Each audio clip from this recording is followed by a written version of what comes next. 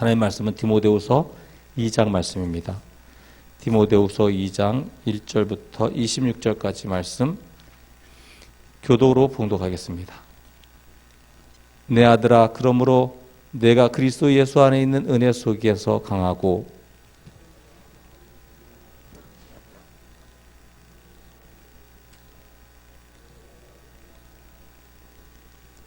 내가 그리스도 예수의 좋은 군사로 나와 함께 고난을 받을지니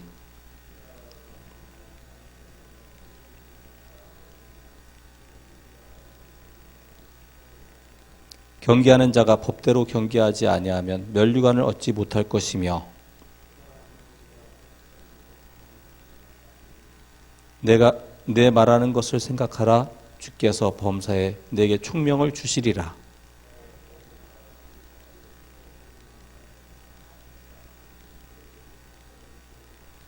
복음을 인하여 내가 죄인과 같이 매이는 데까지 고난을 받았으나 하나님의 말씀은 매이지 아니하니라.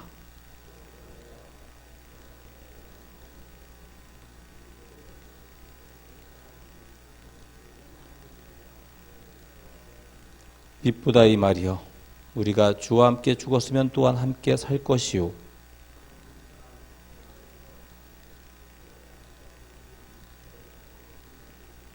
우리는 미쁨이 없을지라도 주는 일양 미쁘시니 자기를 부인하실 수 없으시리라.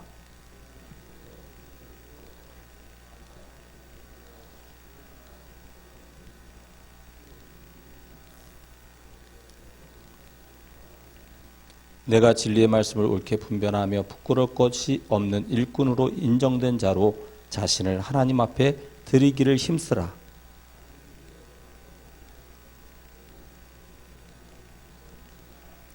저희 말은 독한 창질의 썩어져감과 같은데 그 중에 후메네오와 빌레도가 있느니라.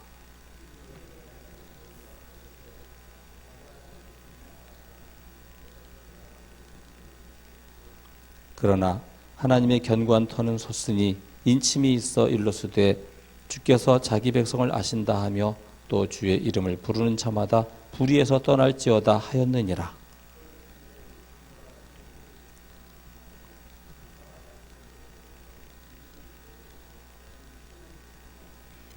그러므로 누구든지 이런 것에서 자기를 깨끗하게 하면 귀히 쓰는 그릇이 되어 거룩하고 주인의 쓰심에 합당하며 모든 선한 일에 예비함이 되리라.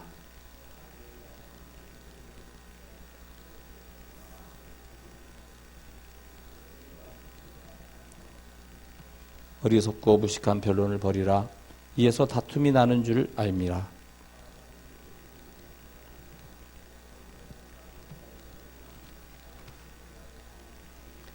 거역하는 자를 온유함으로 징계할지니 혹 하나님이 저희에게 회개함을 주사 진리를 알게 하실까 하며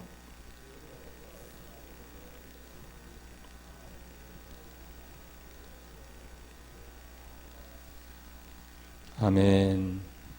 오늘 디모데후서 2장 말씀은 충성된 일꾼에 대해 말씀하고 있습니다.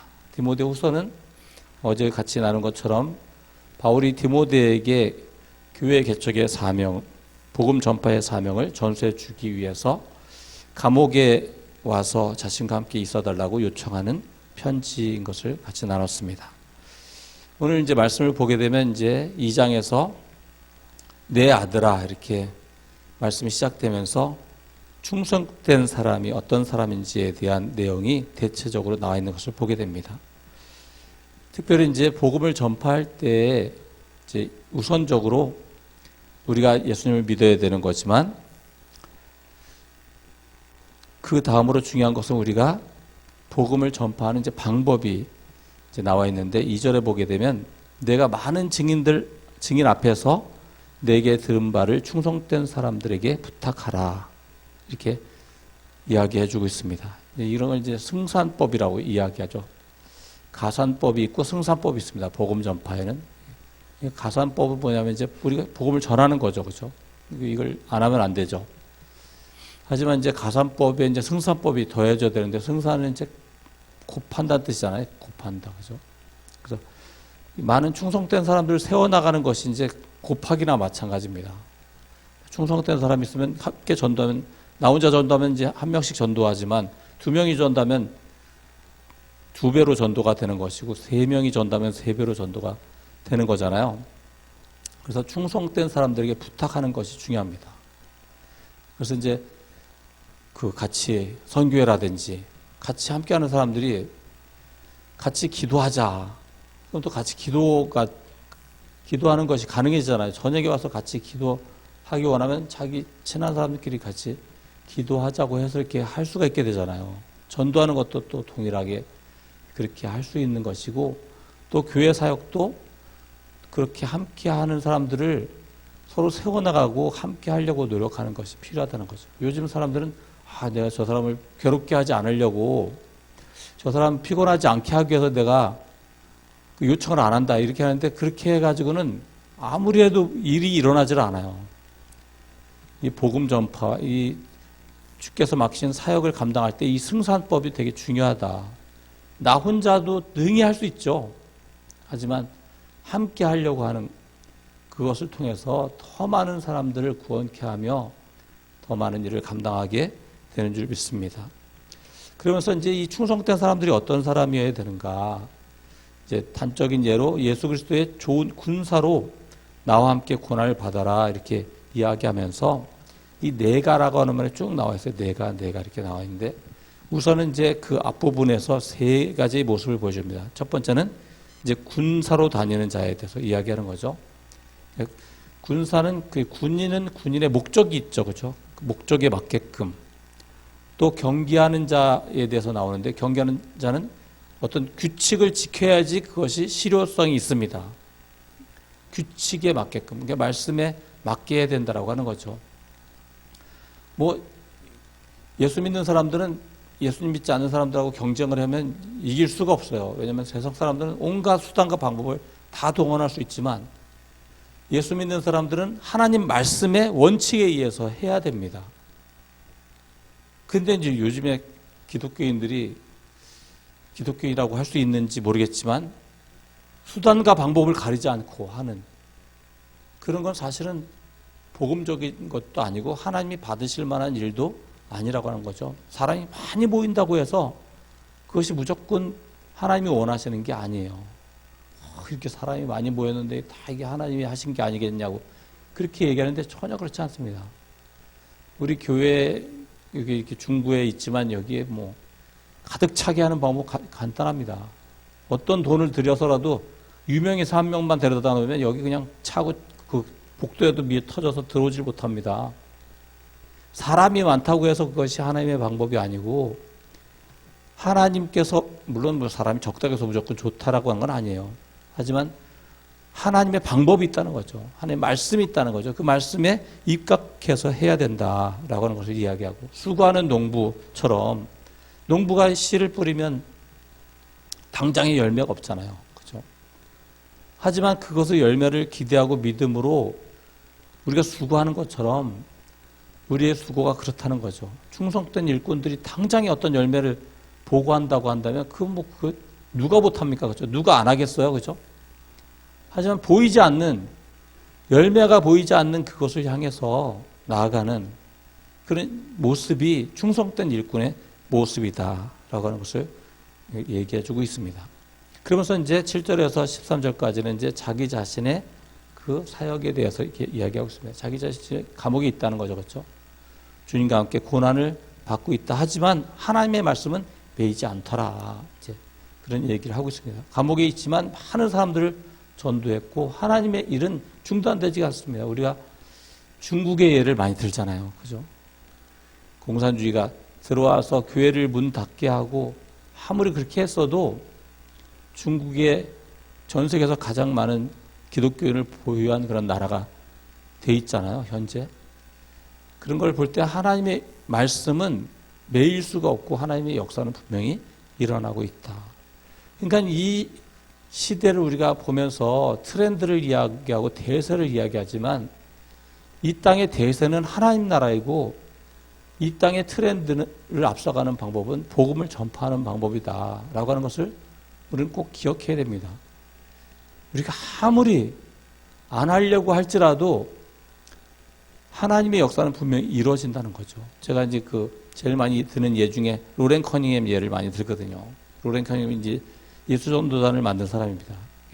영어 명칭은 유스 위더 미션인데 우리나라 말로 이제 예수 전도단이 되고 중국 같은 데 무슨 청년단 뭐 이런 식으로 기독 청년단 이런 식으로 하면 이제 걸리니까 앞에 무슨 청년단이라고 이렇게 붙이거든요. 근데 로렌 커닝햄의 할아버지가 선교사였어요, 선교사. 근데 이 옛날에 우리나라도 목회자들 보게 되면 목회하면은 어떻게 합니까? 그죠? 신방 다니고 이렇게 돌아오면은 밤이 되잖아요. 애들은 목회자 자녀들은 하루 종일 방치가 돼 있습니다. 항상. 그러니까 항상 요즘에는 그렇게 많지는 않지만 우리 이렇게 선배들 목사님들을 보게 되면 자녀들이 항상 문제였어요. 장로님의 자녀들이 항상 문제고 목회자 자녀들이 항상 문제인 게 뭐냐면 주의 일을 하다 보니까는 뭐 장로님들은 특히나 더 그렇겠죠. 직장에서 일해야 되지 또 교회 일도 해야 되지. 그러니까 애들이 항상 방치돼 있고 그러니까 이제 이 아이들이 신앙에서 많이 떠나 있는 경우가 많이 있고 또 유교적인 어떤 그 틀에서 벗어나지 못하고 아직 복음 성경을 가지고 그 가정이 꾸려지지 않다 보니까 더더군다나 이율배반적인 모습들이 나타나다 보니까 더 많이 그 교회라든지 신앙에서 떨어져 나가는 그런 자녀들이 많이 있었잖아요. 그러니까 할아버지가 선교사인데 그 밑에 자녀들은 하나도 예수님을 안 믿었습니다. 안 믿은 게 아니라 안 믿기로 작정을 했어요. 왜냐하면 복음 안에 있다는 게 더 안 좋다. 예수 믿는 게 더 안 좋다. 부모님들은 자기들 거의 버렸다. 그러니까 우리는 뭐 예수 믿지 말자 그래서 형제들이 하나도 예수 안 믿었습니다. 근데 손자인 로렌 커닝햄이 예수님 믿고 어떻게 된지 아십니까? 그 고모와 그 아버지 세대들 다 복음 전했습니다. 집안이 다 구원받았어요. 결과적으로는. 우리가 인위적으로 아무것도 안 되는 것 같고 지금 그 희망이 없어 보이는 것 같아 보여도 하나님의 역사는 분명히 있다라고 하는 거죠. 바울은 지금 감옥에 있지만 하나님의 역사는 분명히 있다라고 하는 걸 얘기하면서 충성된 일꾼들이 어떻게 해야 되느냐. 그 첫 번째 이야기를 이제 14절에 보게 되면 말다툼을 하지 마라고 써 있습니다. 말다툼을 하지 말라. 결과적으로 이건 말다툼은 서로를 망하게 하는 것이다. 이렇게 이야기합니다. 그러니까 이 바울의 말은 여기만 이렇게 써 있는 게 아니에요. 그 바울은 그 서신서를 보게 되면 당 짓는 것, 이것이 가장 육체적인 신앙이고 육체의 일이다. 아예 신앙이라고도 할 수 없다. 이렇게 이야기하거든요. 그러니까 다툰다라고 하는 것 자체에 문제점이 있다라고 하는 걸 얘기합니다. 왜 다투게 되냐면 15절에 보게 되면 진리의 말씀을 옳게 분별하지 못했기 때문에 그렇다라고 하는 거죠. 그러니까 하나님 앞에 쓰임받지 못하는 그런 삶이 되고 마귀에게 쓰임받는 삶이 되는 것을 보게 됩니다. 우리가 하나님은 우리를 테스트하세요. 테스트. 예? 템프테이션 하지는 않지만 유혹을 하는 분은 아니지만 테스트를 하셔서 충성된 일꾼인지 하나님 앞에 인정된 자로 이렇게 세워나가는 것을 보게 됩니다. 버리려고 테스트하는 게 아니라 점점 하나님 앞에 온전하게 세워져 가기 위해서 하는 거지만 거기에 하나님 앞에 인정받는 일꾼이 돼야 되는데 1차적으로 해야 되는 게 말씀을 옳게 분별해야 된다라고 하는 거죠. 그렇게 하지 않고 망령된 말을 하고 헛된 말을 하며 다투는 자가 되어서 결국에 이단으로 빠져나간 후메네오와 빌레도에 대한 예를 보여주고 있습니다. 그러면서 우리가 잘 아는 이야기, 큰 집에는 금그릇과 은그릇과 많은 그릇이 있는데 어떤 그릇을 쓰겠느냐, 그죠? 깨끗한 그릇을 쓴다고 하잖아요.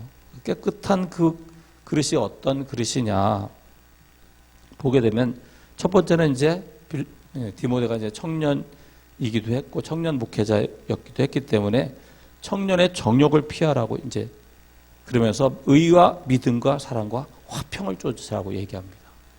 여기서 이제 가장 어떻게 보면 강조가 화평이라고 할 수 있어요.